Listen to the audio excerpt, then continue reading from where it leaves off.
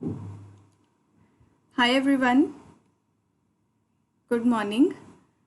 So continue करते हैं अपनी आज की क्लास को। कैसे हो आप सब?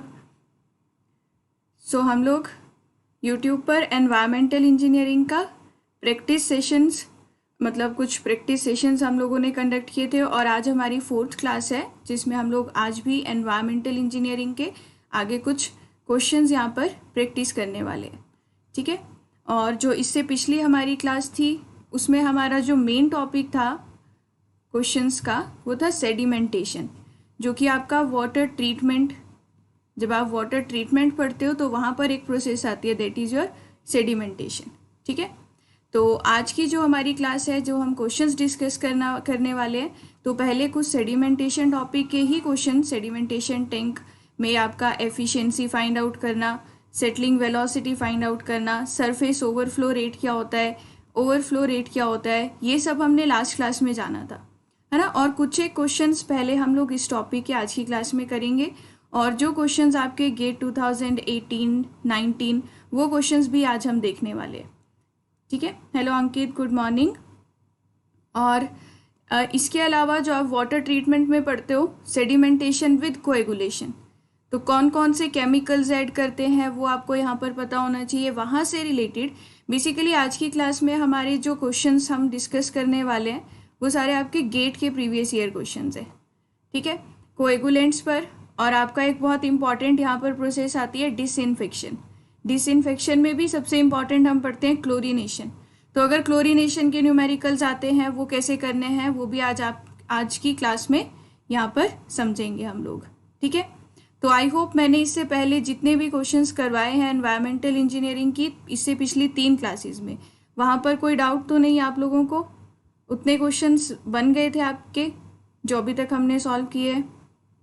आज हम लोग फर्दर आगे कंटिन्यू करते हैं। जो हमारी लास्ट क्लास थी उसमें हमने, देखो अभी जो इस मंथ में आपकी पहली 5 क्लासेस मैंने सॉइल मैकेनिक्स के क्वेश्चंस पर ली थी, और जो सॉइल मैकेनिक्स के क्वेश्चंस हैं वो भी आपको अनअकैडमी पर सेम यूट्यूब चैनल पर मिल जाएंगे, क्वेश्चंस भी और उन क्वेश्चंस का सॉल्यूशन भी आपको ये सेम लाइव क्लासेस में मिल जाएगा। क्वेश्चंस आपको डिस्क्रिप्शन में PDF में मिल जाएंगे, जैसे मैंने पहले भी आपको बताया है। और आज एनवायरमेंटल इंजीनियरिंग की हमारी 4th क्लास है। नेक्स्ट क्लास होगी हमारी 22 मई को, और उसके क्वेश्चंस जो हम डिस्कस करेंगे आज की डिस्क्रिप्शन में डाल दिए जाएंगे। ठीक है। अगर आप अनअकैडमी प्लस सब्सक्रिप्शन लेना चाहते हो, जहाँ पर डेली लाइव क्लासेस होती है बिल्कुल इसी तरीके से जैसे अभी आपको पढ़ा रहे, लेकिन वहाँ पर जो भी सब्जेक्ट आपको कवर कराया जाएगा, आपका हर 4th सेशन जो होता है वो डाउट क्लियरिंग सेशन होता है, कि अगर आपको पुराने किसी टॉपिक में डाउट है या फिर किसी क्वेश्चन में डाउट है तो आप सेम डाउट क्लियरिंग सेशन में वो क्वेश्चंस डिस्कस कर सकते हो। और अनअकैडमी प्लस की सब्सक्रिप्शन लेते टाइम अगर आपको डिस्काउंट चाहिए तो आप मेरा रेफरल कोड वहाँ पर यूज़ कर सकते हो, और मेरा रेफरल कोड है सिमरन गेट। ठीक है। अब बहुत से स्टूडेंट्स ये पूछते हैं कि अगर आप यहाँ हम सब्सक्रिप्शन लेंगे तो क्या सिर्फ आपका ही कोर्स देख पाएंगे? तो ऐसा नहीं है। जितने भी कोर्सेज अनअकैडमी पर हैं, जितने भी एजुकेटर्स कोई भी सब्जेक्ट पढ़ा रहे हैं, चाहे आपका सॉइल है, एनवायरनमेंट है, ट्रांसपोर्टेशन है, आप किसी भी एजुकेटर का कोर्स एक्सेस कर सकते हो। और इसके अलावा आपका इंजीनियरिंग, मैथमेटिक्स, एप्टीट्यूड, ये सारे कोर्सेज आप देख सकते हो एक ही सब्सक्रिप्शन पे। ठीक है। तो आज की क्लास को स्टार्ट करते हैं। लास्ट क्लास में जो मैंने PDF अपलोड किया था, पहले ये बताओ आप लोगों ने क्वेश्चंस किए ट्राई? किसी ने सॉल्व किया आप में से जो अभी प्रेजेंट है क्लास में? उनको सॉल्व करने की कोशिश की थी, बने थे क्वेश्चंस? हेलो यश, गुड मॉर्निंग। आपका इससे पहले जो हमारी क्लासेस हुई है, आपका 18 मई वाली क्लास में भी एक PDF था और 15 मई वाली क्लास में भी आपको एक PDF मिला होगा।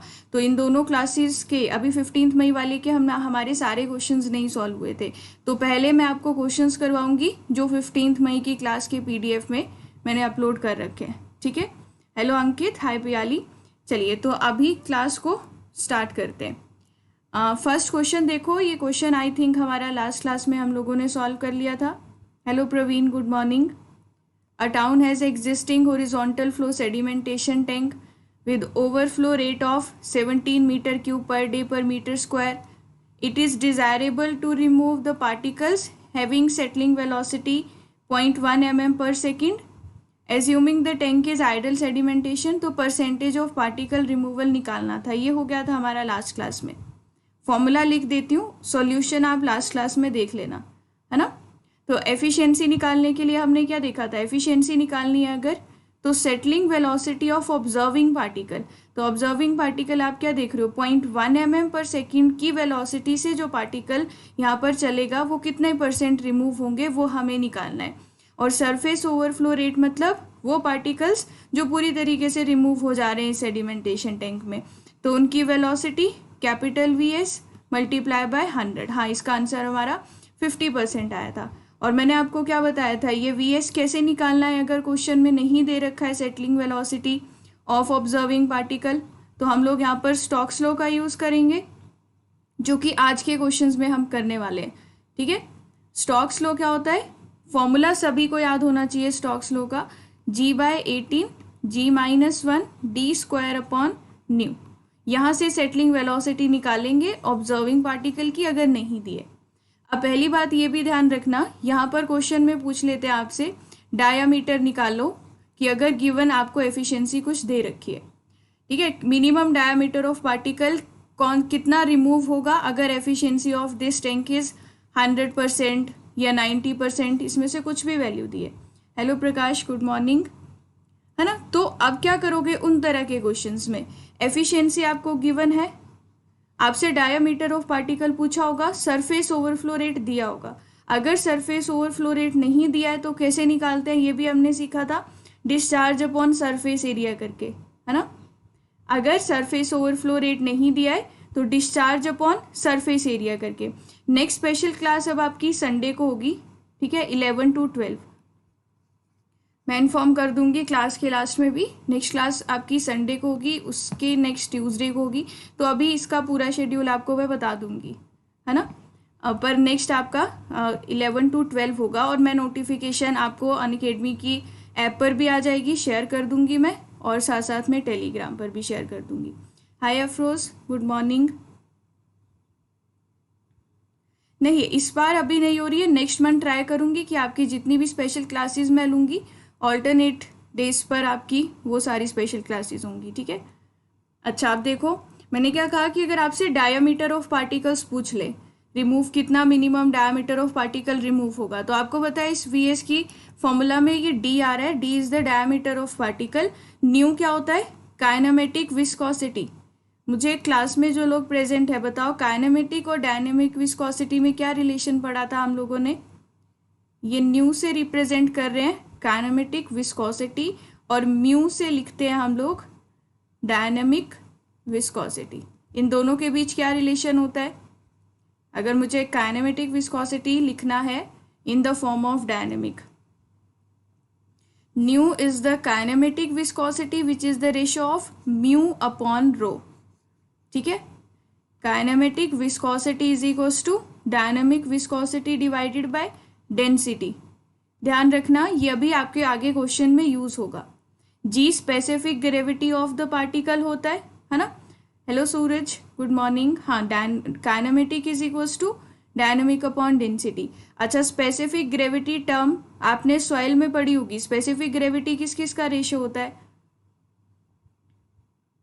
स्पेसिफिक ग्रेविटी आपने वहां पर तो आपने दो स्पेसिफिक ग्रेविटी पढ़ी होगी, एक ट्रू स्पेसिफिक ग्रेविटी, है ना, और एक मास स्पेसिफिक ग्रेविटी। जनरली अगर पूछूं स्पेसिफिक ग्रेविटी किस किस का रेशियो होता है,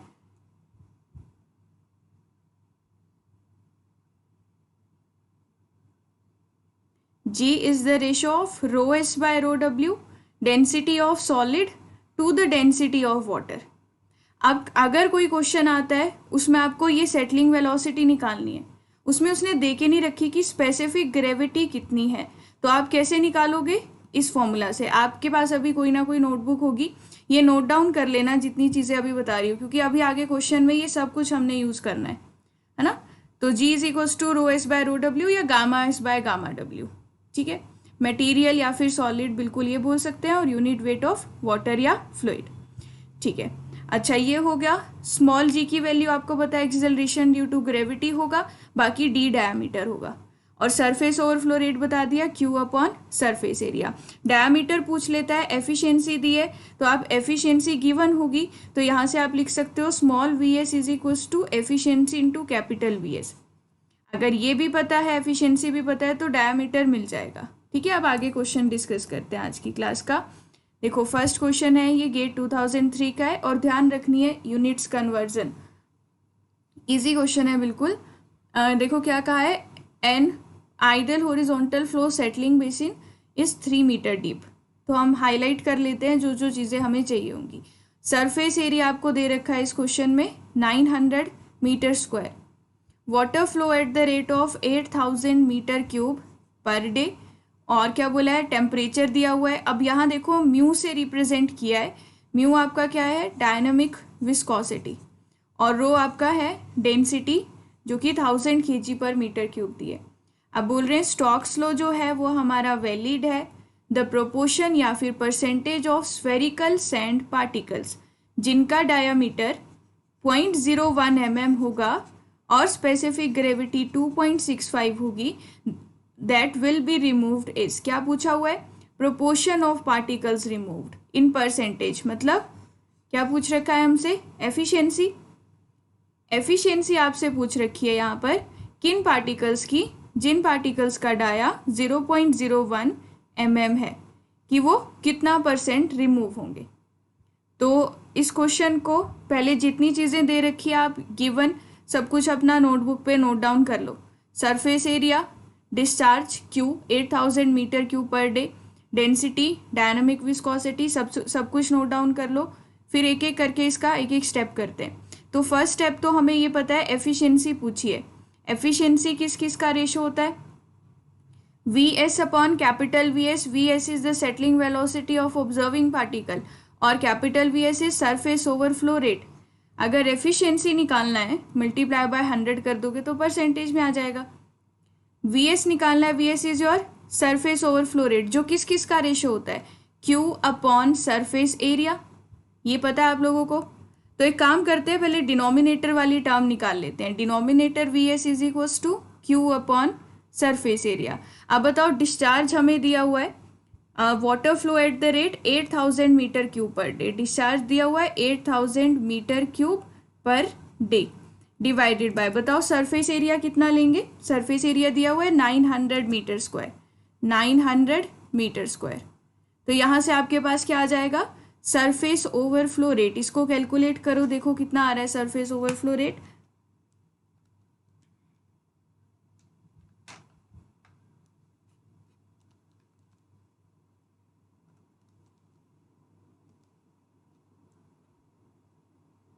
.88 आ रहा होगा, कुछ ऐसी वैल्यू आ रही है सरफेस ओवरफ्लो रेट की। बाकी सभी लोग कैलकुलेट करो साथ साथ में, तो आपकी भी प्रैक्टिस हो जाएगी। आपके पास निकालना क्या है आपको, Vs। V क्या होता है, Q upon surface area. Q upon surface area 8000 metre cube per day, और ये जो वैल्यू आ रही है ये मीटर पर डे में आ रही है आपकी वैल्यू। या फिर यूनिट्स इस तरीके से लिख सकते हो, metre cube per metre square per day, ऐसे लिख सकते हो। तो ये आ रही है आपके पास 8.88। तो हम इसको इस तरीके से लिख लेते हैं, इतना मीटर पर डे। ठीक है, इसको पर सेकंड में कन्वर्ट कर सकते हो, पर सेकंड में कन्वर्ट कर सकते हो। इस यूनिट को पर सेकंड में कन्वर्ट करने के लिए क्या करूंगी, डिवाइड करूंगी 24 इंटू 60 से, है ना। तो इसको डिवाइड करो और देखो क्या वैल्यू आ रही है, 24 इंटू 60 1.0, जो भी वैल्यू आ रही है अपनी नोटबुक पे लिखना, 1.028 इंटू 10⁻⁻4 मीटर पर सेकेंड आ गई ये वैल्यू। अभी आंसर चेक करते हैं, ऑप्शन सी आया जिनका। ठीक है, सेकेंडली हमें क्या सॉल्व करना है, स्मॉल Vs, जिसके लिए इसने बोला है स्टोक्स लॉ इज वैलिड। तो स्टोक्स लॉ के लिए आपको G/18 G-1 d square upon new लगाना है।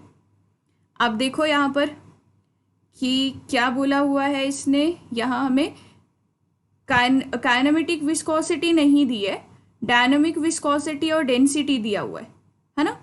तो एक काम करते हैं, न्यू को निकाल लेंगे म्यू अपॉन रो करके, और म्यू आपको दिया हुआ है, रो भी दिया हुआ है। चलिए यहाँ वैल्यूज पुट करते हैं। पर ध्यान रखेंगे कि सारी वैल्यूज़ मीटर और सेकंड में होनी चाहिए। जी आपका 9.81 अपॉन 18। अच्छा, स्पेसिफिक ग्रेविटी दे रखी है 2.65 -1। डायामीटर 0.01 mm दिया है। मैंने क्या बोला, हम क्या ध्यान रखेंगे, सारी यूनिट सेम हो आपका, क्योंकि एफिशिएंसी निकालनी है तो कोई यूनिट तो होगी नहीं।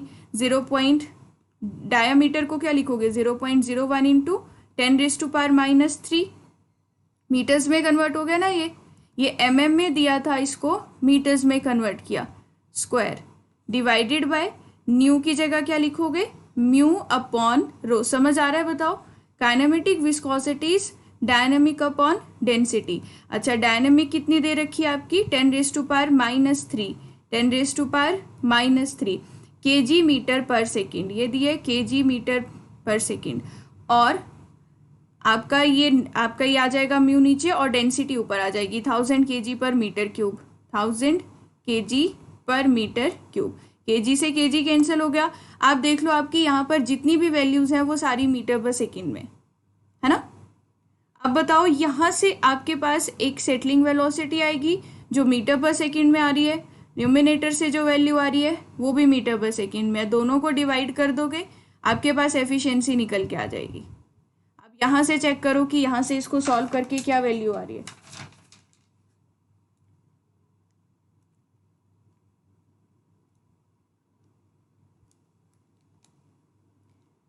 बस आपको यहाँ पर जब भी, इस बार भी गेट में यहाँ से क्वेश्चन आया था, आपको यूनिट्स का ही ध्यान रखना है।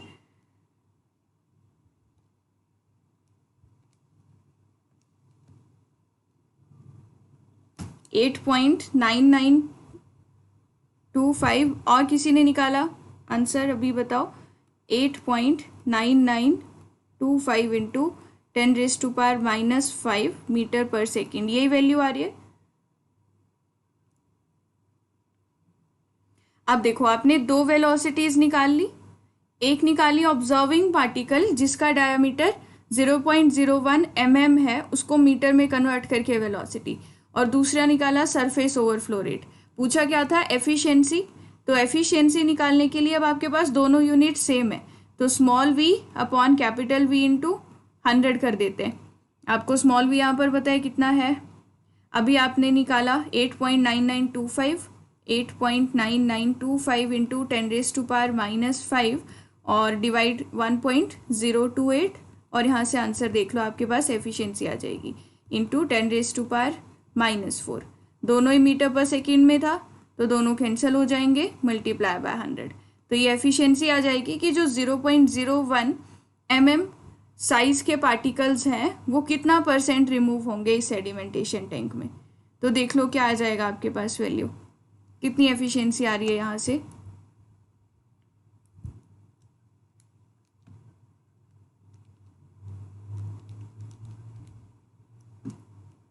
$87.4 कुछ ऐसी वैल्यू आ रही होगी, 87.47 कुछ वैल्यू आ रही है। ऑप्शन सी करेक्ट बन जाएगा यहाँ से, है ना। 87.5%, जो कि आपको ऑप्शन सी दिया हुआ था। तो ये आपके पास करेक्ट वैल्यू आएगी। और ये क्या बता रहा है ये परसेंटेज, कि 0.01 mm साइज के जो पार्टिकल्स हैं वो इतना % रिमूव हो जाएंगे।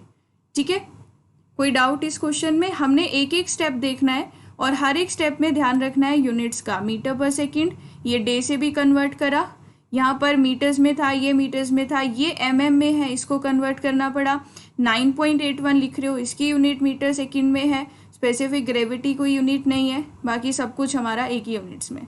ठीक है, चलिए अगले क्वेश्चन पर चलते हैं। नेक्स्ट क्वेश्चन देखो, ये भी आपका गेट का क्वेश्चन है और इसमें क्या बोल रखा है, the design parameter for fluctuation is given by a dimensionless number gt where g is the velocity gradient.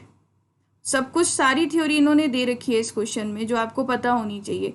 t is the detention time, value of gt ranges from 10⁻⁴ to 5 are commonly used, t ranging from 10 to 30 minutes, detention time 10 से 30 minute का है।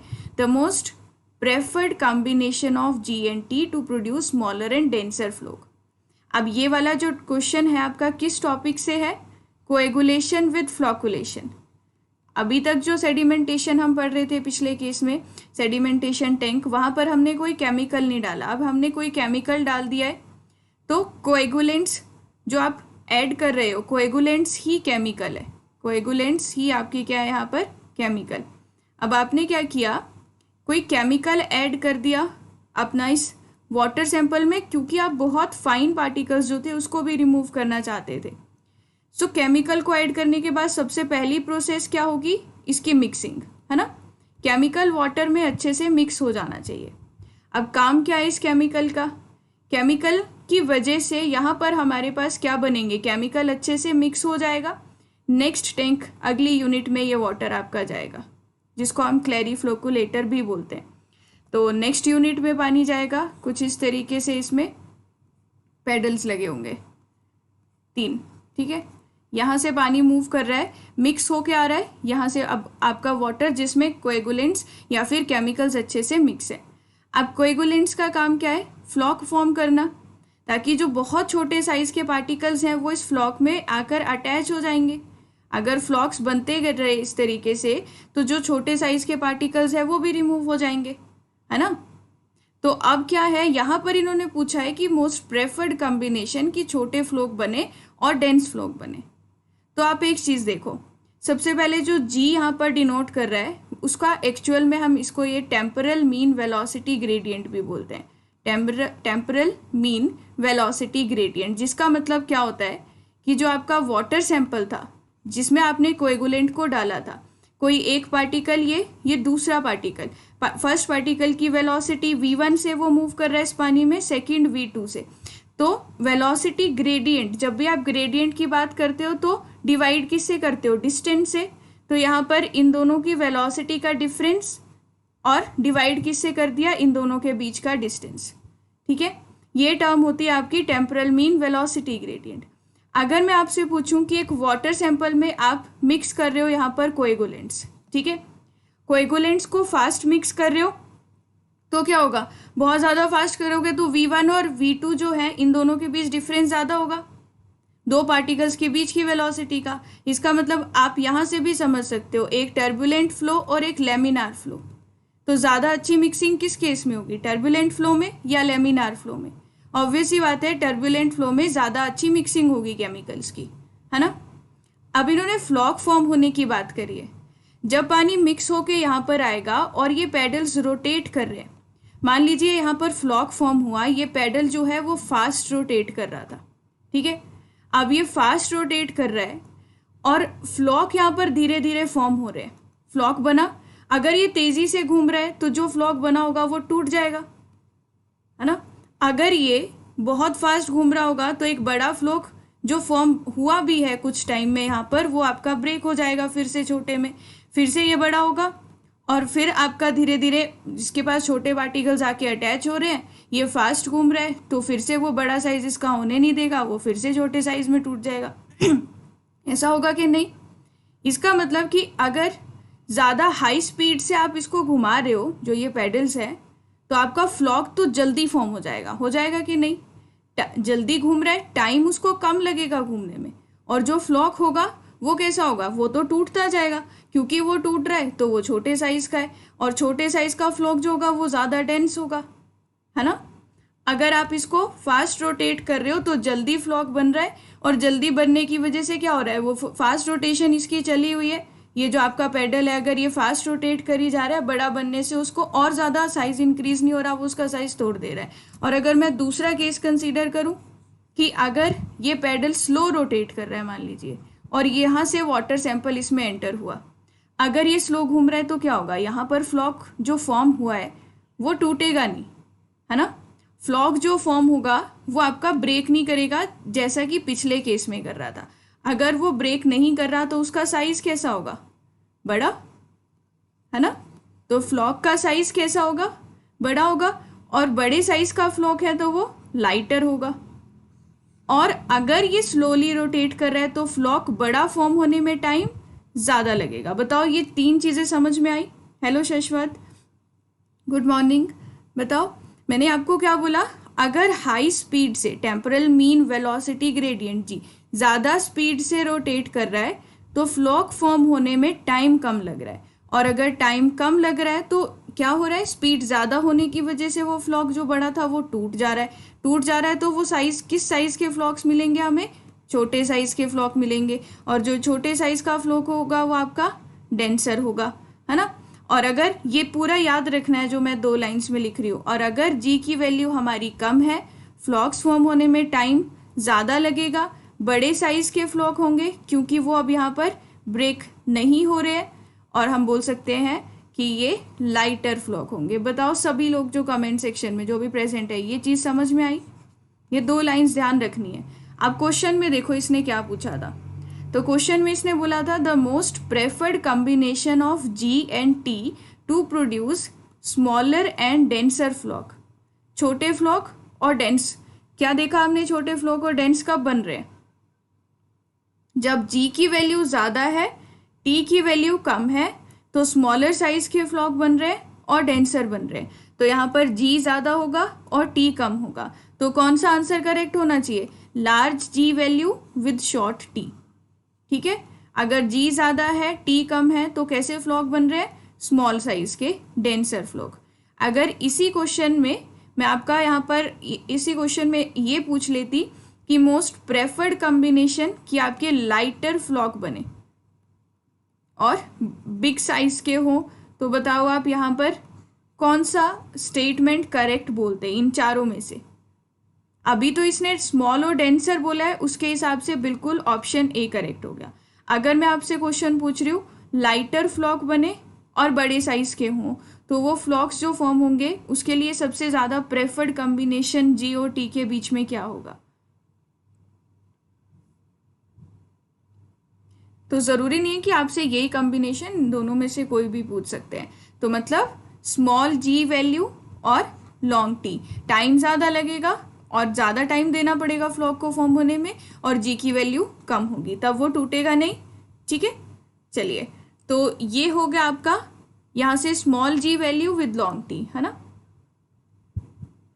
इस question का वैसे answer हमारा option A होगा, अगर lighter पूछा है तो ऑप्शन डी होगा। क्लियर? हाँ बिल्कुल, आप गेट 2021 के लिए प्रिपेयर कर रहे हो तो यहाँ से पढ़ाई कर सकते हो, लेकिन पहले थोड़ा बहुत थ्योरेटिकल पार्ट आपको पढ़ना पड़ेगा। ये हम प्रीवियस ईयर गेट क्वेश्चंस कर रहे हैं, तो आपको यहाँ से एक ओवरव्यू आइडिया भी लग जाएगा कि कैसे क्वेश्चंस आ रहे हैं, कौन से कॉन्सेप्ट ज़्यादा यूज़ हो रहे हैं, है ना। हाँ, एनवायरमेंटल इंजीनियरिंग की क्लास चल रही है, और इससे पहले भी मैं मतलब 3 क्लासेस ले चुकी हूँ ऑलरेडी, जिसमें हमने प्रीवियस ईयर क्वेश्चन सॉल्व किए हैं। तो आपको वहाँ से अच्छा आइडिया लग जाएगा। आप साथ साथ थ्योरी भी पढ़ सकते हो। अनअकैडमी ऐप पर जो मेरी स्पेशल क्लासेस हैं वहाँ पर मैं इसका थ्योरेटिकल पार्ट भी कवर करा रही हूँ। ठीक है, तो यहाँ डिस्क्रिप्शन में आपको मेरी प्रोफाइल का लिंक दिया होगा, फॉलो कर लेना तो नोटिफिकेशन मिल जाएगी जब भी फ्री क्लास होगी अनअकैडमी पर। अब इस क्वेश्चन को देखो, ये आपका किस टॉपिक से है, डिसइंफेक्शन। जो पैथोजेंस को रिमूव करने के लिए हमारी प्रोसेस होगी, जिसमें हम लोग क्लोरीन को ऐड कर रहे हैं, है ना। और टेलीग्राम ग्रुप में जो मेरे साथ अभी ऐड नहीं है, तो आप टेलीग्राम पर भी सिमरन कपूर लिख सकते हो, तो डायरेक्ट आप ग्रुप में ऐड हो जाओगे, ताकि जो भी क्लासेस आती है, स्पेशल क्लासेस या यूट्यूब क्लासेस, तो वो मैं वहाँ पर पोस्ट कर देती हूँ। ठीक है, हाँ बिल्कुल, फ्री लेक्चर्स जैसे ये यूट्यूब का है और वैसे ही अनअकैडमी पर भी ऐसी फ्री क्लासेस होती है, तो उनकी अपडेट्स के लिए आप मुझे अनअकैडमी पर फॉलो भी कर सकते हो, और साथ साथ में टेलीग्राम चैनल जो है वो भी, टेलीग्राम ग्रुप भी आप ज्वाइन कर सकते हो, तो वहाँ पर मैं शेयर कर देती हूँ जिस दिन जो क्लास आती है। क्लियर? अब देखो, मैंने बहुत से क्वेश्चन सॉल्व करवा भी दिए अभी तक, इससे पिछली 3 यूट्यूब क्लासेस में। ठीक है राहुल, तो आप इससे पहले वाली क्लासेस सेम अनअकैडमी चैनल पर देख सकते हो। अभी हम आगे के क्वेश्चंस करते हैं, और चलिए अभी नेक्स्ट क्वेश्चन देखो क्या है। Chlorine gas used for disinfection combines with water to form hypochlorous acid, the HOCl ionize to form hypochloride ion in reversible reaction. सबसे पहले बात आती है, जो क्लोरीन है, क्लोरीन को वाटर में रिएक्ट करना है ताकि वो पैथोजेंस को रिमूव कर दे। क्लोरीन वाटर के साथ रिएक्ट करके बनाएगी HOCl। ठीक है, अब जो आपका HOCl होगा, HOCl क्या है, हाइपोक्लोरस एसिड। इन्होंने एक रिवर्सिबल रिएक्शन दे रखा है HOCl और ये रिवर्सिबल रिएक्शन है जिसमें प्रोडक्ट्स H पॉजिटिव और OCl नेगेटिव दे रखे हैं, है ना। पहली बात आपको क्या ध्यान रखनी है कि क्लोरीन वाटर में रिएक्ट करके HOCl बनाए, उसके लिए pH की वैल्यू कभी भी 5 से कम नहीं होनी चाहिए, pH हमेशा 5 से ज़्यादा होना चाहिए। तो pH से भी क्वेश्चन आ जाते हैं। एक क्वेश्चन इस बार गेट में पूछा गया था कि HOCl और OCl नेगेटिव में से कौन सा ज़्यादा मोस्ट पावरफुल डिसइंफेक्टिंग एजेंट की तरह काम करता है, हाइपोक्लोरस एसिड या OCl नेगेटिव। बता सकता है कोई आप में से कमेंट सेक्शन में कि HOCl और OCl नेगेटिव में से कौन सा ज़्यादा पावरफुल, आप बोल सकते हो यहाँ पर एज ए डिसइंफेक्टेंट की तरह काम करता है।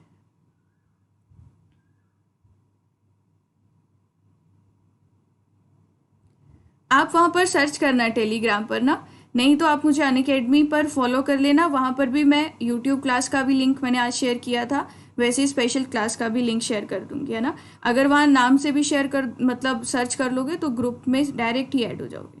अच्छा, HOCl जो है हमारा वो ज़्यादा इफेक्टिव है, तो कितना ज़्यादा है ये आपका approximately 80% more powerful disinfecting agent होता है as compare to OCl negative.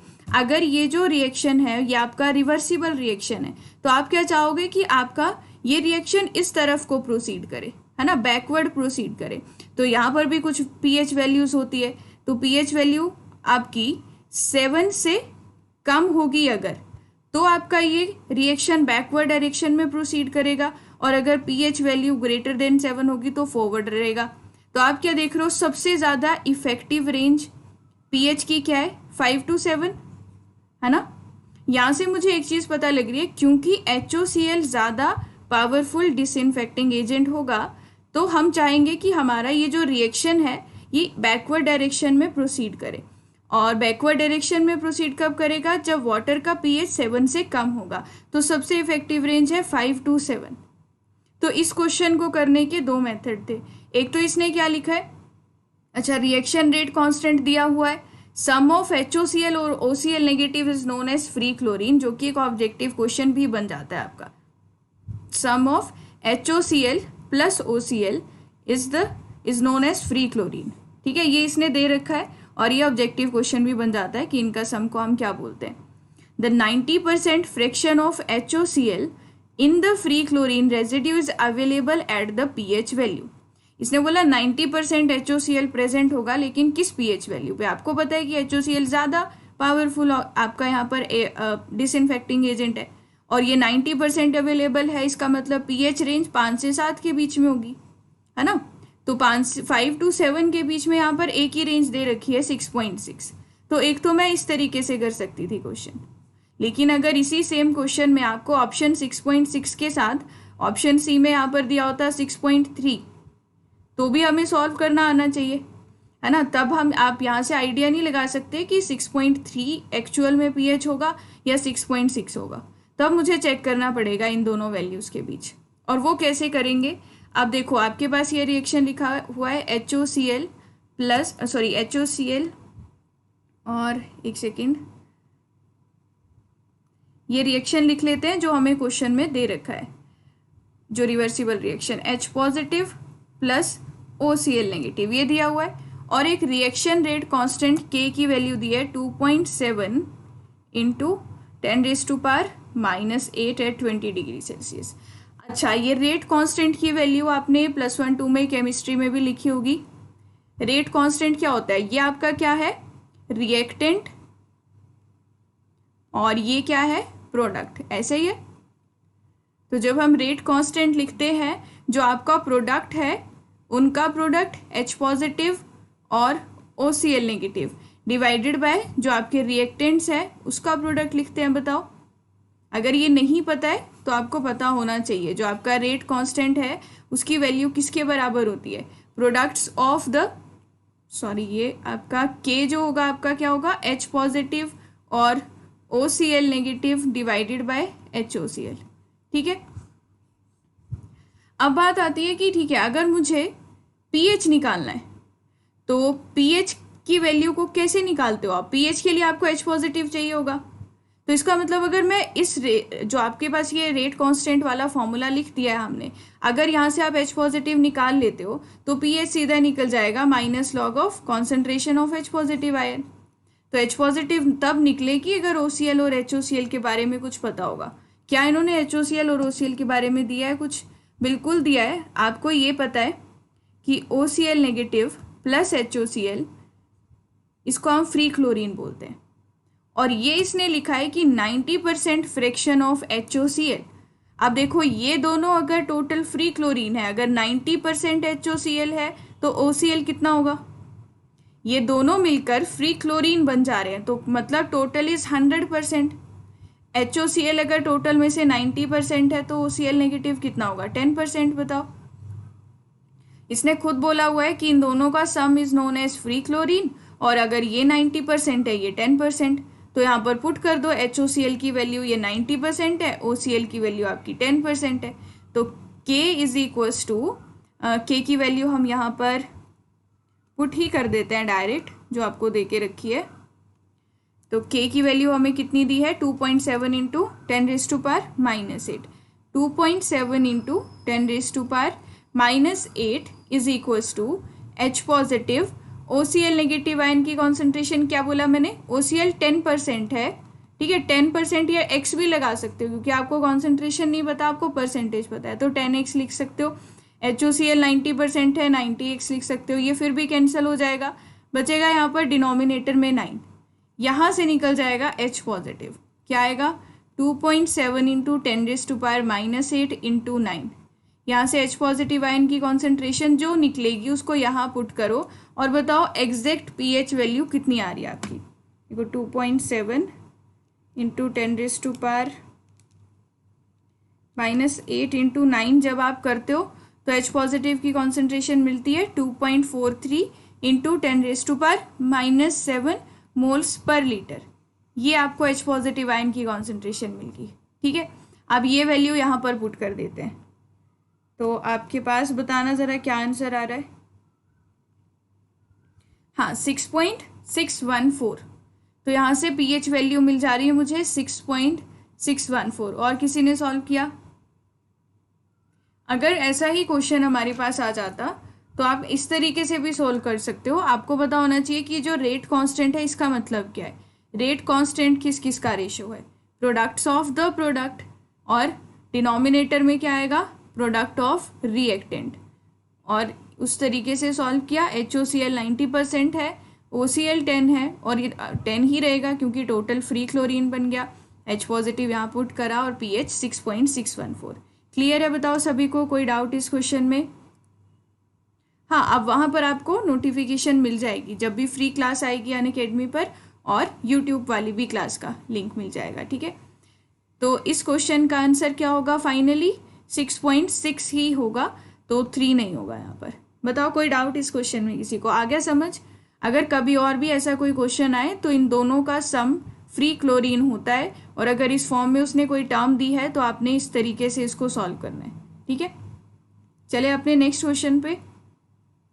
तो ये आपका गेट में पूछा गया था, ईयर 2004 का क्वेश्चन है, 2 मार्क्स का। चलिए अगला क्वेश्चन देखते हैं। A circular primary clarifier process an average flow 5005 metre cube per day of municipal waste water. The overflow rate is 35 meter cube per meter square per day. The diameter of the clarifier, जो भी है, ये primary clarifier है, ये secondary clarifier है, ऐसा कुछ नहीं पूछा आपको। इसमें 2 चीज़ें दे रखी है। एवरेज फ्लो मतलब Q की वैल्यू आपको दे रखी है 5005 मीटर क्यूब पर डे, और overflow rate SOR is 35 metre cube per metre square per day. आपको डायमीटर निकालना है, ट्राई करो क्या होगा इसका आंसर। 13.5 कैसे निकालेंगे? बहुत ही सिंपल है, जो आपको मैंने सेडिमेंटेशन में पहले ही फॉर्मूला बताया था कि अगर आपको सरफेस एरिया पता है, इसने डायमीटर पूछ लिया, डायमीटर मतलब ये सर्कुलर क्लैरिफायर होगा, है ना। अगर सर्कुलर होगा तो आप सरफेस एरिया निकाल लो। इन 2 गिवन डाटा की हेल्प से सरफेस एरिया निकाल लेते हैं, और सरफेस एरिया अगर निकाल लिया, आपको पता है सरफेस एरिया सर्कुलर है, तो आप निकाल के उसको इक्वेट कर दो π/4 इंटू डी स्क्वायर के, तो यहाँ से डायमीटर निकल के आ जाएगा। ये इस क्वेश्चन का प्रोसीजर है ना। हाँ, आप Q/V भी लिख सकते हो, क्योंकि ये VS भी लिख सकते हैं इसको, या सरफेस ओवरफ्लो रेट भी लिख सकते हो। तो क्या करते हैं, डायमीटर निकालना है। एक काम करते हैं, सबसे पहले सरफेस एरिया निकाल लेते हैं। Surface area is equals to Q/ surface overflow rate, तो विच इज इक्वल्स टू आपका Q कितना है 5005। 500, कोई यूनिट कन्वर्ट करने की ज़रूरत नहीं है, ये मीटर क्यूब पर डे में है, और डिनोमिनेटर में भी जो वैल्यू दी है वो भी मीटर पर डे में है, 35 है ना, metre cube per metre square per day. Surface area यहाँ से आपका किस में आ जाएगा, मीटर स्क्वायर में। तो यहाँ से सरफेस एरिया निकालो, कितना है आपका 143। Surface area is 143 metre square. क्योंकि वो सर्कुलर है तो हम लिख देते हैं π/4 इंटू डी स्क्वायर इज 143, और डायमीटर मुझे निकालना है तो 143 इंटू 4/π और अंडर रूट, तो ये आपका आ जाएगा 13.5 मीटर। 13.5 मीटर डी, ये आपका फाइनल आंसर। ठीक है, इजी क्वेश्चन था। कभी भी डायमीटर पूछे, प्लान एरिया लिखाओ, सरफेस एरिया लिखाओ, तो आप यहाँ से निकाल सकते हो जो डिस्चार्ज आपको दे रखा है और सरफेस ओवरफ्लो रेट जो गिवन है। ये क्वेश्चन गेट 2005 का क्वेश्चन था। चलिए 2007 का क्वेश्चन देखते हैं। पहले इसका फर्स्ट पार्ट सॉल्व करेंगे, फिर सेकेंड पार्ट पे जाएंगे। आई होप सारी टर्म्स क्लियर दिख रही होंगी यहाँ पर अभी आपको। तो क्वेश्चन देखो क्या है, a plain sedimentation tank with a length of 20 meter. Length 20 meter दी है, विड्थ 10 मीटर दी है और डेप्थ दी हुई है। तो आपको सारी की सारी डायमेंशंस दे के रखी है यहाँ पर। ठीक है, हाईलाइट कर लेते हैं हम इन सभी को और साथ साथ सॉल्व करना। Is used in a water treatment plant to treat 4 million litres of the water. मतलब 4 ml वाटर ट्रीट हो रहा है, मतलब 4 मिलियन लीटर्स वाटर एक दिन में ट्रीट हो रहा है।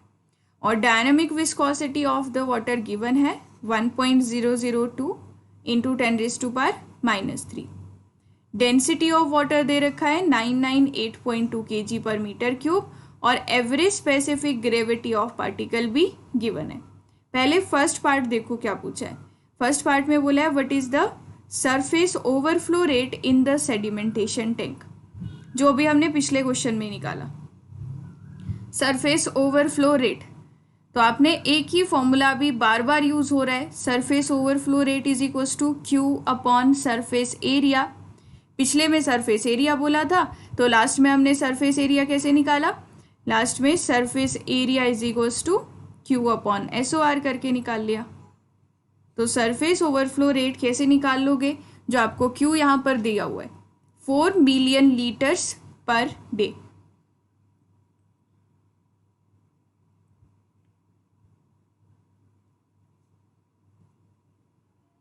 ठीक है, फ्री क्लासेस में बात कर रहे हो आप विकास। क्वेश्चंस तो मैंने यूट्यूब पर करवाए हैं, सॉइल के बहुत से क्वेश्चंस करवाए हैं। जनवरी वाले एक मेरे अगर आप क्लासेस देखोगे तो फाउंडेशन के भी और सॉइल के maximum previous year questions cover करे हैं मैंने यूट्यूब पर। अच्छा, आप देखो पहले फर्स्ट पार्ट को सॉल्व करते हैं। पहले फर्स्ट पार्ट में, और मैं करवा दूंगी आपको आने वाली क्लासेस में। ठीक है, तो सॉल्यूशन देखो, सरफेस ओवरफ्लो रेट आपसे पूछा हुआ था, तो SOR is equals to Q/ surface area, और Q आपको 4 mld दिया हुआ है। तो 4 mld का मतलब क्या होता है, 4 मिलियन लीटर्स पर डे। तो 4 इंटू मिलियन हटा दिया, 10⁻6 लीटर पर डे। लीटर से मीटर क्यूब में कन्वर्ट करना है, तो 4 into 10⁻6 1 litre is equals to 10⁻³ metre cube per day. बताओ, लिख सकते हैं ऐसे, ताकि मेरी सारी यूनिट्स मीटर पर डे में आ जाए। तो आपने यहाँ से Q की वैल्यू को किस में लिखना है, 4 into 10⁻³ metre cube per day. समझ गए।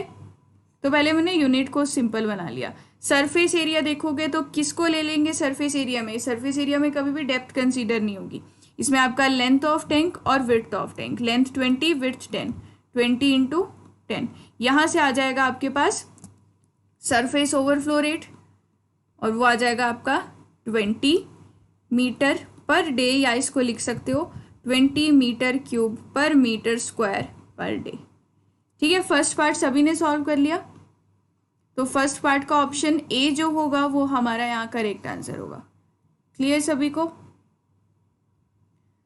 अब करते हैं हम लोग इसका second part solve. Second part में देखो पूछ के क्या रखा है हम लोगों को, what is the minimum diameter of the particle, जो आज की क्लास में बिल्कुल स्टार्टिंग में मैं आपको समझा रही थी कि अगर डायमीटर पूछ रहे हैं तो कैसे निकालेंगे। ठीक है, the minimum diameter of the particle which can be removed with 100% efficiency in above sedimentation tank। तो 100% एफिशिएंसी का मतलब सारे पार्टिकल्स रिमूव हो जाए, तो एफिशिएंसी गिवन है और डायामीटर निकालना है। सरफेस ओवरफ्लो रेट ऑलरेडी हम लोग निकाल चुके हैं। हम लोगों को एक रिलेशन पता है एफिशिएंसी वाला, जो हम लोगों ने इससे पहले भी यूज़ किया है। Efficiency is equals to small v upon capital V, capital V is the surface overflow rate into 100। एफिशिएंसी कितनी है आपकी 100%, तो यहाँ से मैं बोल सकती हूँ क्योंकि एफिशिएंसी 100 दी है तो small v is equals to क्या होगा, कैपिटल V। हाँ ठीक है, ऑप्शन बी आया आप लोगों का, ये चेक कर लेते हैं एक बार। स्मॉल v और कैपिटल V एक दूसरे के बराबर होगा बताओ, क्योंकि एफिशिएंसी 100% है और सरफेस ओवरफ्लो रेट ऑलरेडी हम लोग निकाल चुके हैं, पर ये किस यूनिट में निकाला है, 20 मीटर पर डे में निकाला है। एक काम करते हैं, अब स्मॉल v लिखते हैं स्टोक्स लॉ की हेल्प से, तो वो क्या आएगा g/18 g-1 d square upon new. इसी d की वैल्यू को हम लोगों को यहाँ पर फाइंड आउट करना है। अच्छा, अब देखो यहाँ पर क्या क्या वैल्यूज़ दे रखी है। अगर मैं v की सारी वैल्यूज़ मीटर पर सेकंड में ही कंसीडर कर रही हूँ तो स्मॉल g कितना आएगा 9.81। अगर मैं मीटर पर सेकंड में कन्वर्ट कर रही हूँ तो 9.81 या 9.98 लिख सकते हो, जो इन्होंने दिया हुआ है 998.2 डिवाइडेड बाय 18। स्पेसिफिक ग्रेविटी कितना दे रखा है आपको 2.65, 2.65 minus 1 D square upon nu. Kinematic viscosity कैसे निकालोगे, kinematic viscosity is equals to mu upon rho, mu upon rho. तो म्यू आपको दिया हुआ है 1.002 इंटू 10⁻³ -3, 002 इंटू 10⁻³ और डेंसिटी 998.2, 998.2 ये वैल्यू दे रखी है, बताओ है ना। अब डी की वैल्यू तो हम लोगों को निकालनी है, इसको किसके इक्वल करोगे, सरफेस ओवरफ्लो रेट के।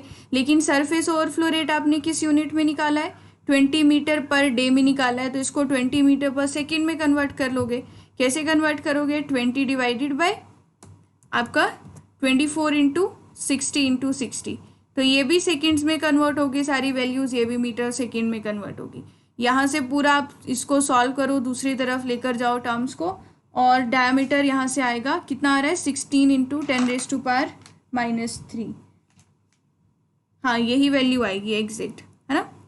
तो इसको यहाँ पर थोड़ा सा रीअरेंज ही करना है। आपको दिख रहा है डी की वैल्यू को आपको फाइंड आउट करना है, तो डी की वैल्यू किसी की नहीं आए वैल्यू तो बताना। या आपका आंसर आ रहा है 16 इंटू 10⁻³ यूनिट्स क्या है आ रही है आपकी, mm ना, mm आपका यहाँ पर diameter, minimum diameter of particle जो 100% रिमूव हो जाएगा, जिसकी एफिशिएंसी 100% है। ठीक है, वही चीज़ें बार बार यूज़ हुई जो मैंने पहले बताई। Mu is equals to mu upon rho, कितना डायमीटर पूछा हुआ है, वेलोसिटी यहाँ से निकाल ली, है ना, और ये सरफेस ओवरफ्लो रेट यहाँ से निकाल लिया। यस, ये बिल्कुल ऐसे वैल्यू आ रही होगी 0.016 मीटर। चलिए नेक्स्ट क्वेश्चन की तरफ। तो आपका इसका आंसर हो जाना था बी पार्ट का, सेकेंड पार्ट का ऑप्शन बी, और फर्स्ट पार्ट का करेक्ट आंसर हो जाएगा हमारा ऑप्शन ए। ठीक है, चलिए नेक्स्ट क्वेश्चन देखते हैं। नेक्स्ट क्वेश्चन आया आपका गेट 2018 में। ये वही वाला टॉपिक है जो मैं आपको फ्लॉक्स वाला टॉपिक बता रही थी अभी, कि कब छोटे फ्लॉक बनेंगे, डेंस बनेंगे, लाइटर फ्लॉक बनेंगे। तो उस टॉपिक में ये फॉर्मूला यूज़ होता है आपका। है ना। एक फॉर्मूला है हमारा, देखो पहले पढ़ लेते हैं क्या है। The flocculation tank contains 1800 metre cube of water which is mixed using paddles. और जो पेडल्स हैं वो किस वेलोसिटी से मूव कर रहे हैं, velocity gradient G of 100 second inverse. इसकी यूनिट्स हमारी सेकेंड इनवर्स या डे इनवर्स ऐसे दी होगी। The water temperature and corresponding dynamic viscosity, ये सब आपको दे रखा है।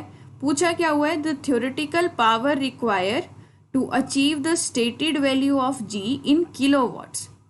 यहाँ पर एक फॉर्मूला है, इसी सेम फॉर्मूला से गेट में 2018 से पहले भी क्वेश्चन आया था, सेम बिल्कुल ऐसा ही फॉर्मूला था, सेम फॉर्मूला पर बेस। तो पहली बात तो आपको यहाँ पर पता होना चाहिए कि देखो जब आपके पेडल्स यहाँ पर रोटेट कर रहे हैं, है ना, तो पेडल्स रोटेट कर रहे हैं तो यहाँ पर क्या क्या चीज़ें बोलिए, पानी की डायनामिक विस्कोसिटी कुछ दे रखी है म्यू, और कुछ वॉल्यूम ऑफ दिस टैंक होगा, और पावर कितनी रिक्वायर होगी इसको मिक्स करने के लिए, वो वॉल्यूम ऑफ टैंक पे बिल्कुल डिपेंड करेगा। अगर आपने एक पेडल लगाया और बहुत बड़ा वॉल्यूम ऑफ टैंक है ना, तो मिक्सिंग अच्छी नहीं होगी। वॉल्यूम ऑफ टैंक कम है, पावर ज़्यादा दोगे तो मिक्सिंग अच्छी होगी। तो यहाँ पर एक रिलेशन हमारा यूज़ होता है, temporal mean velocity gradient G is equals to under root of P mu into V. अगर ये सारे अपनी स्टैंडर्ड यूनिट्स में है, लाइक जी आपका सेकेंड इनवर्स, पी आपका यहाँ से जो निकल के आएगा वो वॉट्स में निकल के आएगा, म्यू आपका न्यूटन सेकेंड पर मीटर स्क्वायर में, और वॉल्यूम आपका मीटर क्यूब में। अगर ये सारी यूनिट्स ऐसे ही हैं, ये सेकेंड इनवर्स में है, ये न्यूटन सेकेंड मीटर स्क्वायर में, ये मीटर क्यूब में, आपका पी यहाँ से वॉट में निकल के आएगा, किलो वॉट्स में आप कन्वर्ट कर सकते हो। अब पूछा क्या है, थ्योरेटिकल पावर रिक्वायर। अब आप क्या कर रहे होंगे, इस मोटर को जब रोटेट कर रहे होंगे तो कुछ अमाउंट ऑफ पावर चाहिए इन वॉट्स, वो निकाल रहे हैं। तो यहाँ से मैं लिख सकती हूँ P इज इक्वल्स टू, दोनों तरफ स्क्वायर कर लो रूट हटाने के लिए, G square mu into V, ऐसे लिख सकते हैं। P is equals to G square mu into we.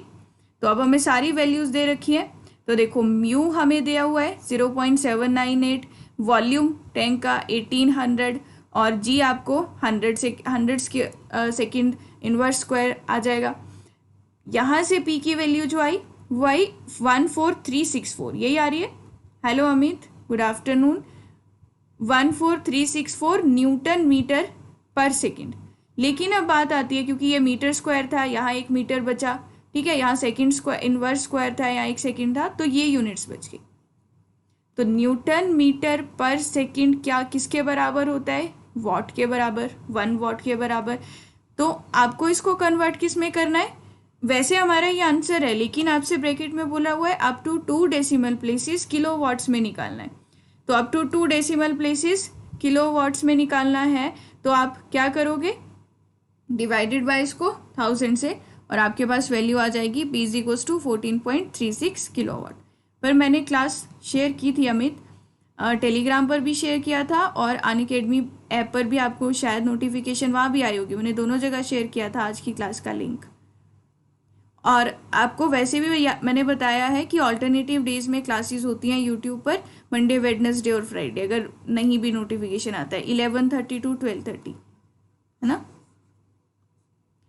अब नेक्स्ट क्लास हमारी, मतलब ध्यान रखा करो ऐसे, अगर वैसे तो मैंने शेयर की थी क्लासेस, अगर नहीं भी आया नोटिफिकेशन, तो 14.36 किलोवाट ये आ जाएगा आंसर, बताओ सभी का। और ये रिकॉर्डेड सेशन देख लेना, जो लोग अभी थोड़ा लेट आए हैं, है ना। आपका 14.36 किलोवाट आपका करेक्ट आंसर होता, ठीक है। ये फॉर्मूला इंपॉर्टेंट है, यहाँ से गेट में क्वेश्चन आ गया है, और हो सकता है मतलब ESC में भी यहाँ से क्वेश्चन आया है, तो इसको पढ़ लेना। आगे चलते हैं एक और क्वेश्चन पे, ये गेट 2019 का है, आई थिंक सेट 1 का क्वेश्चन। क्वेश्चन में देखो क्या बोला हुआ है हमें, वाटर सैंपल एनालिसिस, और कैल्शियम मैग्नीशियम और बाइकार्बोनेट, और कॉन्सेंट्रेशन दिया है, एटॉमिक वेट दिया है। कार्बोनेट हार्डनेस पूछी हुई है हमसे, एक्सप्रेस एज मिलीग्राम पर litre of CaCO3 for the water sample is. Carbonate hardness निकालने के लिए क्या करना होगा, टोटल हार्डनेस और एल्कलिनिटी, ये दो निकालने, टोटल हार्डनेस और एल्कलिनिटी, इन दोनों का क्या निकालेंगे हम लोग, इन दोनों में जो भी मिनिमम वैल्यू होगी वो हमारा कार्बोनेट हार्डनेस होगा, है ना। अब देखो टोटल हार्डनेस के लिए आपको देखना होगा हार्डनेस कॉजिंग आयंस कौन से हैं। तो हार्डनेस कॉजिंग आयंस कैल्शियम और मैग्नीशियम है। ध्यान क्या रखना है, नहीं यहाँ पर हो जाएगी, देखो वैल्यूज सारी सॉल्व। सॉल्यूशन देखो, ये वैल्यू दी है न्यूटन सेकंड पर मीटर स्क्वायर, 1800 मीटर क्यूब और 100 square second square. Second inverse है ये सेकंड इनवर्स है और इसका स्क्वायर कर दिया तो ये इस तरीके से 1/सेकंड स्क्वायर। ठीक है, तो ये आपका न्यूटन यहाँ पर है, ये मीटर स्क्वायर है, इसके साथ कैंसिल हुआ, ये मीटर में आ गया वैल्यू, और ये सेकंड इनवर्स स्क्वायर था, ये 1 सेकंड है, तो यहाँ से ये कैंसिल हुआ तो न्यूटन मीटर पर सेकंड आया। और ये वॉट्स के बराबर है, आपसे क्वेश्चन में किलो वॉट में पूछा हुआ था आंसर, तो हमने इसको किलो वॉट में निकाल लिया, नहीं तो वॉट में आपका आंसर ये आएगा। ठीक है, ये आपको टॉपिक थोड़ा सा पढ़ना पड़ेगा, मतलब देख लेना, मैंने थोड़ा आइडिया दिया है इसका। जी की स्टैंडर्ड यूनिट यही होती है सेकंड इनवर्स, क्योंकि ये टेम्परल मीन वेलोसिटी, ये वेलोसिटी ग्रेडियंट है, v1 minus v2 divided by distance, दो पार्टिकल्स की velocity divided by distance. Velocity की यूनिट क्या होती है, मीटर पर सेकेंड, और डिस्टेंस जो होगा वो मीटर में होगा, ये कैंसिल हो जाएंगे तो इसकी यूनिट आएगी 1/सेकेंड।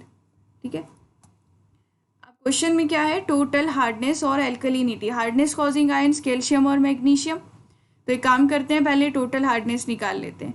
कैल्शियम आयन की कॉन्सेंट्रेशन 60 मिलीग्राम पर litre divided by equivalent weight of calcium. Equivalent weight क्या आएगा, मॉलिक्यूलर वेट अपॉन वैलेंसी।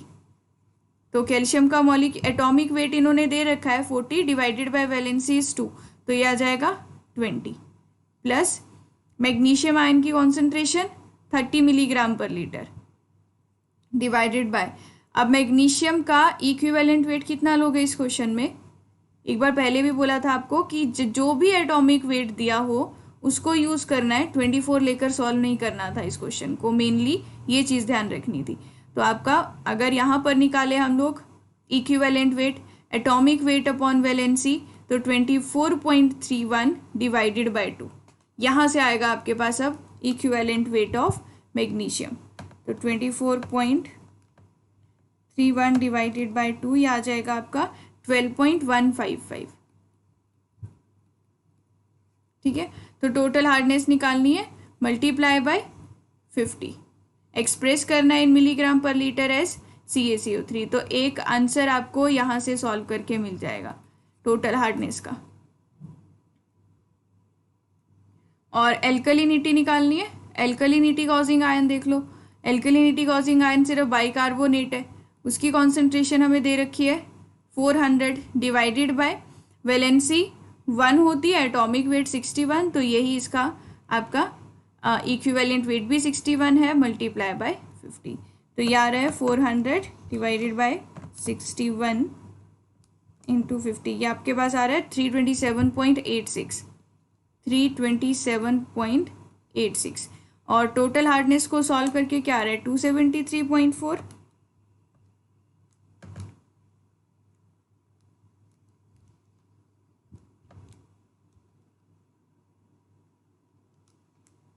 हाँ, ये आ रहा है 273.4, है ना। अब आपको पूछा क्या हुआ था, कार्बोनेट हार्डनेस, आपको पता है कार्बोनेट हार्डनेस इन दो का मिनिमम होगा, टोटल हार्डनेस और एल्कलिनिटी का, इन दोनों का मिनिमम वैल्यू क्या है 273.4। तो आप यहाँ पर क्या लिख के आते, अप टू 1 डेसिमल प्लेस ही पूछी हुई है इन्होंने, तो 273.4 मिलीग्राम्स पर लीटर आपका करेक्ट आंसर होता, वो यहाँ लिख के आते, तो आपका ये 2 मार्क्स का क्वेश्चन था, बिल्कुल ईजी क्वेश्चन था। और आपको सिर्फ यहाँ पर ये पता होना चाहिए कार्बोनेट हार्डनेस कैसे निकालनी है, एल्कलिनिटी कॉजिंग आयंस कौन से हैं और हार्डनेस कॉजिंग आयंस कौन से हैं, बस वो देखे हमने, फॉर्मूला अप्लाई किया और क्वेश्चन सॉल्व। ठीक है, अब बाकी के जो क्वेश्चंस हैं उनको हम लोग अपनी नेक्स्ट क्लास में कंसीडर करेंगे। ठीक है, अब देखो नेक्स्ट क्लास जो होने वाली है, अब आपकी, मैंने आपको पहले भी बता दिया है कि ऑल्टरनेटिव डेज में अगर आप नहीं भी आती है, ऑल्टरनेटिव डेज में आपकी क्लासेस होती हैं, तो आप टाइमिंग का ध्यान रखा करो 11:30 to 12:30। अब देखो आगे जो हमारी नेक्स्ट क्लास है वो 22 मई को होने वाली है, और जो टाइम रहेगा वो सेम यही रहेगा। ठीक है, टाइम हमारा 11:30 to 12:30। तो अभी की क्लास को एंड करती हूँ, आप लोग अनअकैडमी ऐप डाउनलोड करके मुझे फॉलो कर लो, ताकि स्पेशल क्लासेस के बारे में भी पता लग जाए और आप मेरा टेलीग्राम ग्रुप भी ज्वाइन कर सकते हो। तो मैंने आपको बताया टेलीग्राम में आपको सिमरन कपूर लिखना है, तो ऑलरेडी आप एक ग्रुप में वहाँ पर ऐड हो जाओगे, ताकि आने वाली कोई भी क्लासेस है उसकी लिंक्स मैं वहाँ पर शेयर कर दूँगी। ठीक है, अभी की क्लास को एंड करते हैं और अपनी नेक्स्ट क्लास में मिलते हैं। Okay, thank you everyone.